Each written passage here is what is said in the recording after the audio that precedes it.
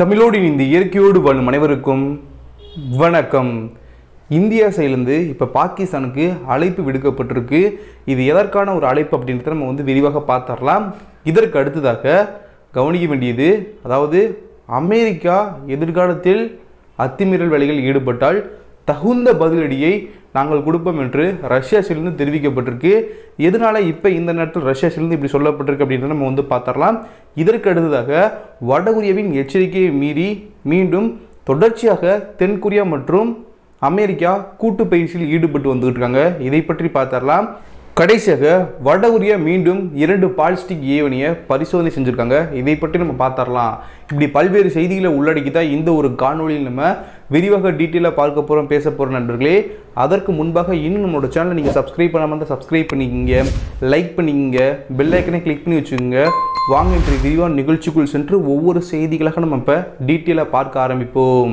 முதல் செய்தியாக, இந்தியா பாகிஸ்தானுக்கு அழைப்பு விடுத்திருக்காங்களே, இதுலேருந்து நம்ம வீடியோ ஸ்டார்ட் பண்ணலாம். நிறைய பேர் ஆர்வத்தோடு இருப்பாங்க, என்ன ஒரு அழைப்பு விடுத்திருக்காங்க இந்தியா அப்படின்ற மாதிரி நிறைய பேர் ஆர்வத்தோடு இருப்பாங்க. என்ன அப்படின்றத நம்ம பார்த்தோம்னா, அதாவது அடுத்த மாதம் புதுடெல்லியில் ஷாங்காய் ஒத்துழைப்பு மாநாடு அப்படின்றது நடைபெற இருக்கு. இந்த மாநாட்டில் பாகிஸ்தான் பங்கேற்க வேண்டும் என்பதற்கான ஒரு அழைப்பாகத்தான் இந்தியா சைட்லேருந்து பாகிஸ்தானுக்கு அழைப்பு விடுக்கப்பட்டுள்ளது நண்பர்களே. அதாவது நமது அண்டை நாடான சீனாவின் தலைமையிடமாக கொண்டு செயல்பட்டு வந்துகிட்டு இருக்க ஷாங்காய் ஒத்துழைப்பு அமைப்பில் 8 நாடுகள் உறுப்பினர்களாக இருக்காங்க. அதாவது இந்தியா, சீனா, ரஷ்யா, பாகிஸ்தான் உட்பட 8 நாடுகள் உறுப்பினர்களாக இருக்காங்க. இதில் குறிப்பாக நம்ம கவனித்து பார்த்தோம்னா, கடந்த 2021ஆம் ஆண்டு இந்த அமைப்பின் தலைமை பொறுப்பை இந்தியா ஏற்றிருந்தாங்க.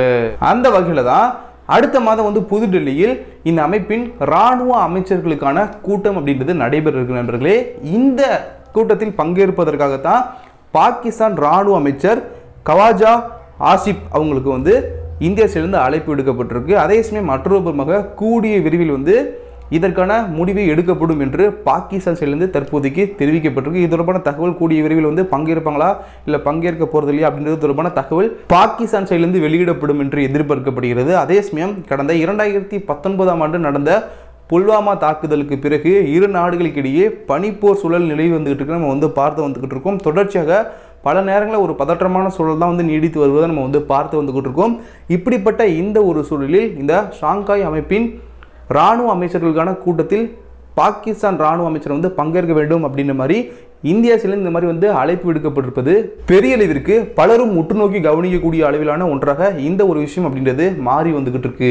அடுத்ததாக அமெரிக்காவின் ட்ரோனை ரஷ்யா சுட்டு வீழ்த்தியுள்ளது. இது தொடர்பாக நம்ம பார்க்க ஆரம்பிக்கலாம். அதாவது இப்போ எப்படி ரஷ்யாவிற்கும் உக்ரைனுக்கும் இடையான பிரச்சனை அப்படின்றது ஒரு புறம் சென்று கொண்டிருக்கிறதோ, இதே நேரத்தில் மற்றொரு புறமாக இங்கிட்ட அமெரிக்காவிற்கும் ரஷ்யாவிற்கும் இடையே பிரச்சனை செல்லக்கூடிய அளவில் தான் தொடர்ச்சியாக சில விஷயங்கள்லாம் தொடர்ச்சியாக நடைபெற்று வருவதாக காணப்படுகிறது. இதன் காரணமாக இரு தரப்பிற்கிடையே ஒரு பதற்றமான சூழல் நீடித்து வருவதாக காணப்படுகிறது. தற்போதைக்கு என்ன நடந்திருக்கு அப்படின்றத நம்ம பார்த்தோம்னா, அதாவது கிரிமியாவில் உள்ள கருங்கடல் பகுதிக்குள் அமெரிக்காவின் ட்ரோன் ஒன்று நுழைந்ததாக சொல்லப்படுகிறது நண்பர்களே. அதுலயும் பர்டிகுலரா நம்ம மெயினா கவனிச்சு பார்த்தோம்னா, தற்போதைக்கு ரஷ்யாவின் கட்டுப்பாட்டிற்குள் இருக்கக்கூடிய ரஷ்யா கட்டுப்படுத்தி வச்சுக்கிட்டு இருக்க ஒரு குறிப்பிட்ட பகுதிக்குள்ள அந்த ட்ரோன் ஆனது நுழைஞ்சதாக சொல்லப்படுது. உடனடியாக இதற்கு தக்க பதிலடி உடனடியாக நடவடிக்கை எடுக்க வேண்டும் அப்படின்றதுக்காக தான் இப்போ ரஷ்யா அவற்றை நாங்கள் சுட்டு வீழ்த்திருக்கோம் அப்படின்னு சொல்லியிருப்பதாக தகவல் வெளியாக இருக்குது.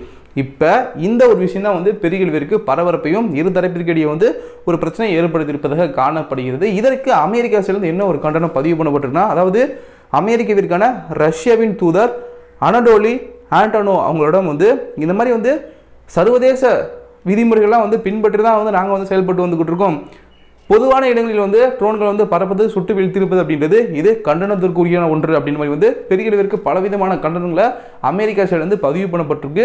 அதே சமயம் தொடர்ச்சியாக சமயம் மற்றும் சர்வதேச விதிமுறைகளுக்கு உட்பட்டு பொதுவான இடங்களில் அமெரிக்கா ட்ரோன் அப்படின்றது நிச்சயமாக இனி ஒரு நாட்களில் பறக்கும் அப்படின்னு மாதிரி அமெரிக்கா சைட்லேருந்து ரஷ்யாவிற்கு பதிலடி கொடுக்கப்பட்ட மாதிரி ஒரு பதில் சொல்லப்பட்டிருக்கு. இப்போ இதே நேரத்தில் மற்றொரு ரஷ்யா சைட்லேருந்து என்ன ஒரு பதில் கூறப்பட்டிருக்கு அப்படின்றத பார்த்தோம்னா, அதாவது ரஷ்யாவின் பாதுகாப்புத்துறை அமைச்சர் செர்கை ஷாய்கு அவங்க என்ன சொல்லியிருக்காங்கன்னா, அதாவது இப்போ இந்த நேரத்தில் அமெரிக்காவுடைய இந்த ஒரு அத்துமீறல், அமெரிக்காவின் ட்ரோனோட அத்துமீறலுக்கு தகுந்த பதிலடி நாங்கள் கொடுத்துட்டோம். இந்த ஒரு பதிலடி அப்படின்றது இப்போ நீங்கள் பார்த்துருக்கீங்க. இனி ஒரு நாட்களில் இது தொடர்ச்சியாக நீடிச்சா, அதாவது எதிர்காலத்திலும் இது போன்ற ட்ரோன்களோட அத்துமீறல் வேலைகள் சில விஷயங்களை நடைபெற்றால் அதற்கு பெரிய அளவிற்கு தகுந்த பதிலடி வந்து ரஷ்யா சைடிலிருந்து கொடுக்கப்படும் என்று இப்போ ரஷ்யாவின் பாதுகாப்புத்துறை அமைச்சர் அவங்க வந்து பதிலடி கொடுத்திருப்பதாக காணப்படுகிறது. தொடர்ச்சியாக இப்போ மாறி மாறி வந்து பதில் சொல்லப்பட்டு வந்துட்டு இருக்குது. பெரிய அளவிற்கு இரு தரப்பிற்கிடையே வந்து பதற்றங்கள் அதிகரிச்சிருப்பதாக காணப்படுகிறது. ஏன்னா ஏற்கனவே ஒரு புறம் ரஷ்யா உக்ரைன் இடையே போயிட்டு இருக்க இந்த ஒரு விவகாரமே வந்து பெரிய அளவிற்கு இன்னும் வந்து தீராமல் வந்து சென்று கொண்டிருக்கிறது. இதில் வந்து மேற்கத்திய நாடுகள் மற்றும் அமெரிக்கா சைடிலிருந்து வழங்கப்பட்டு வந்துகிட்டு இருக்க உதவிகளே பெரிய அளவிற்கு ரஷ்யாவிற்கு கோபத்தை ஏற்படுத்தி வந்துகிட்டு இருக்கு. இப்படிப்பட்ட இந்த ஒரு நேரத்திற்கு மத்தியில் அமெரிக்காவோட சில நடவடிக்கைகள் வந்து ரஷ்யாவிற்கு கோபத்தை ஏற்படுத்தக்கூடிய அளவில் வந்து தற்போதைய நேரத்தில் வந்து அமைஞ்சிருக்க மாதிரி வந்து சில விஷயங்களை வந்து பார்க்கும்போது காணப்படுகிறது. பட் அதற்கேற்ற வகையிலும் ரஷ்யா சைடிலிருந்து உடனடியாக சில பதிலடிகளும் கொடுக்கப்பட்டு வர மாதிரி வந்து காணப்படுகிறது. அடுத்ததாக தென்கொரியா மற்றும் அமெரிக்கா கூட்டு பயிற்சி, இதை பற்றி நம்ம வந்து பார்க்கலாம். ஒருபுறம் வடகொரியாசிலிருந்து என்ன மாதிரியான எச்சரிக்கைலாம் விட முடியுமோ அந்த மாதிரியான எச்சரிக்கைலாம் தொடர்ச்சியாக விடுக்கப்பட்டு வந்துகிட்டு இருக்கு.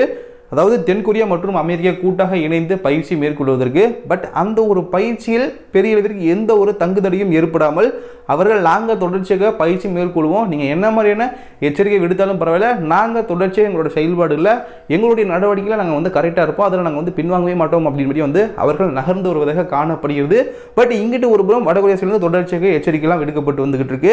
அதன் அடிப்படையில் தற்போதைக்கு தென்கொரியா மற்றும் அமெரிக்காவிலிருந்து கூட்டாக என்ன பயிற்சி மேற்கொள்ளப்பட்டு வந்துகிட்டு இருக்கு, என்ன ஒரு நடவடிக்கை இப்போ மேற்கொள்ளப்பட்டிருக்கு அப்படின்றத பார்த்தோம்னா, அதாவது சியோல் அருகே உள்ள யோன்சியோன் அப்படின்னு சொல்லக்கூடிய இந்த ஒரு பகுதியில் உள்ள ஆற்றை கடப்பதற்காக தற்காலிக பாலங்கள் வந்து அமைப்பதற்கு இரு நாட்டு வீரர்கள் வந்து இணைந்து செயல்பட்டு வருவதாக காணப்படுகிறது. அதே சமயம் மற்றொரு புறமாக தென்கொரியா மற்றும் அமெரிக்காவோட வீரர்கள், அதாவது 400 வீரர்கள் வந்து பயிற்சியில் ஈடுபட்டிருப்பதாகவும், அதே சமயம் வந்து 2 அப்பாச்சி ஹெலிகாப்டர், 50 இராணுவ வாகனங்கள் போன்றவை வந்து இந்த ஒரு பயிற்சியில் பங்கேற்றிருப்பதாக காணப்படுகிறது. தொடர்ச்சியாக தற்போதைக்கு இரு நாடுகளுக்கு இடையே கூட்டு பயிற்சி அப்படின்றது நடைபெற்று வருவதாக காணப்படுகிறது. கடைசியாக வடகொரியாசிலிருந்து 2 ஏவுகணை பரிசோதனை செய்யப்பட்டிருக்கு. இதை மட்டும் பார்த்துட்டு இந்த ஒரு வீடியோ நம்ம நிறைவு செஞ்சுக்கலாம். அதாவது இங்கிட்ட ஒரு புறம் தென்கொரியா மற்றும் அமெரிக்கா கூட்டாக பயிற்சி மேற்கொண்டு வந்துகிட்டு இருக்க காரணத்தால இங்கிட்ட ஒரு புறம் வடகொரியா தன்னுடைய ஏவுகணை சோதனை வந்து அடிக்கடி மேற்கொண்டு வருவதாக காணப்படுகிறது. தற்போதைய காலகட்டங்களில் பெரிய அளவிற்கு அதை விரிவுபடுத்தியிருப்பதாகவும் அதிக அளவிற்கு வேகப்படுத்தியிருப்பதாகவும் காணப்படுகிறது. ஏன்னா அடிக்கடி வந்து ஏவுகணை வந்து சோதனை செய்யக்கூடிய ஒரு நடவடிக்கை நோக்கி வந்து வடகொரியா நகர்ந்து வந்துகிட்டு இருக்கு. அவற்றின் அடிப்படையில் தற்போதைக்கு 2 பாலிஸ்டிக் ஏவுகணை வந்து வடகொரியாசிலிருந்து ஏவப்பட்டிருப்பதாக காணப்படுகிறது. அதே சமயம் வந்து இது தொடர்பான புகைப்படங்கள் வந்து வடகொரியா அரசு ஊடகம் சேர்ந்து தற்போதைக்கு 5 புகைப்படங்கள் வெளியிடப்பட்டிருப்பதாக காணப்படுகிறது. 611 கிலோமீட்டர் தொலைவில் உள்ள இலக்கை தாக்கி அளித்ததாக சொல்லப்படுது. அதாவது கிழக்கு கடற்கரையிலிருந்து ஏவப்பட்ட இந்த ஒரு ஏவுகணையானது தீவில் உள்ள இலக்கை கணக்கச்சிதமாக தாக்கி அளித்ததாக சொல்லப்படுது. அதே சமயம் தேவைப்பட்டால் எதிரிகளுக்கு எதிராக நடத்தக்கூடிய ஒரு பயிற்சி போன்ற கூட வந்து இதை வந்து எடுத்துக்கொள்ளலாம் அப்படின்றதையும் சேர்த்து வந்து சொல்லியிருக்காங்க.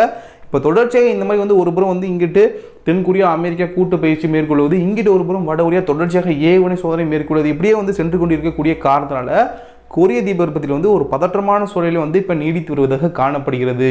சார், இதெல்லாம் பார்த்துட்டு இந்த வீடியோவின் நிறைவில் முடிவில் நான் உங்ககிட்ட கேட்கணும்னு நினைச்ச கேள்வி, அதாவது ரஷ்யா உக்ரைன் இடையான பிரச்சனையை இன்ன வரைக்கும் நிற்காமல் ஒருபுறம் சென்று கொண்டிருக்கிறது. குறிப்பாக இந்த பிரச்சனையை முடிப்பதற்கான ஒரு பாதையை நோக்கி இரு தரப்புகளும் நகர்ற மாதிரி வந்து தெரியல. இந்த வருஷத்தோட ஆரம்பத்தில் வேணால் ரஷ்யா வந்து இந்த பிரச்சனையை முடிச்சுக்கிறதுக்கு நாங்கள் ரெடி ஆகிட்டோம், அதே சமயம் வந்து பேச்சுவார்த்தை நடத்துவதற்கு கூட நாங்கள் தயாராக இருக்கோம் அப்படின்னு வந்து சொல்லியிருந்தாங்க. பட் இப்போ பெரிய அளவிற்கு அது தொடர்பான எந்த ஒரு தகவலும் வெளியிடுற மாதிரி தெரியல. அங்கிட்டு ஒரு புறம் உக்ரைனும் அதை பெரிய அளவிற்கு காது கொடுத்து கேட்குற மாதிரி தெரியல. அதே சமயம் உக்ரைனுக்கு ஆதரவாக இருக்கக்கூடிய நாடுகள், அதாவது சப்போர்ட் பண்ணி வந்துகிட்டு இருக்க நாடுகள், ஆயுதங்களை வழங்கி வந்துகிட்டு இருக்க நாடுகள் சரி வந்து சரி எந்த ஒரு விஷயம் சொல்ல மாட்டாங்க. உக்ரைனை போய் பேச்சுவார்த்தையில் கலந்துக்குங்க அப்படின்றது கூட வந்து சொல்ல மாட்டாங்க.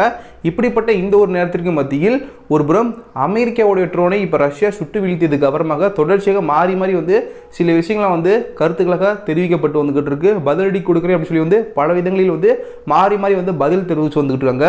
இவற்றையெல்லாம் பார்க்கும்போது உங்களுக்கு என்ன தோணுது? உங்களோட ஒப்பீனியன் என்ன, உங்களோட கருத்துனா உங்களோட கருத்தை கீழே கமெண்ட்ஸை சொல்லுங்கள். இது போன்ற ஏதாவது டாப்பிக்கில் பேசணும்னு நினச்சா அதையும் கீழே கமெண்ட்ஸை சொல்லுங்கள். நிச்சயம் நான் பேசுகிறேன். இந்த வீடியோ உங்கள் நண்பர்களை பற்றி ஷேர் பண்ணுங்கள், அவங்களும் பார்த்து தெரிஞ்சுக்கிட்டு மெயினாக வீடியோ பார்த்துட்டு இருக்க நண்பர்கள் சேனலை சப்ஸ்கிரைப் பண்ணிங்க, லைக் பண்ணிங்க, பெல் ஐக்கனை கிளிக் பண்ணிங்க, சேனலோட இணைப்பில் இருங்க. தினமும் பல்வேறு விதமான செய்திகளை ஒன்றாக சேர்த்து ஒரே வீடியோவில் மட்டும் கொண்டு வந்து சேர்த்துறேன். அதனால் நம்மளோட சேனலில் வரக்கூடிய வீடியோவை மிஸ் பண்ணாமல் ரெகுலராக பாருங்கள். பல்வேறு செய்திகள் உள்ளடங்கி இருக்கும். நாளைக்கு உங்களுக்கு ஒரு புது வீடியோவில் வந்து மீட் பண்ணுறேன். Until then, I'm one of informative boy. Stay safe. Jai Hind.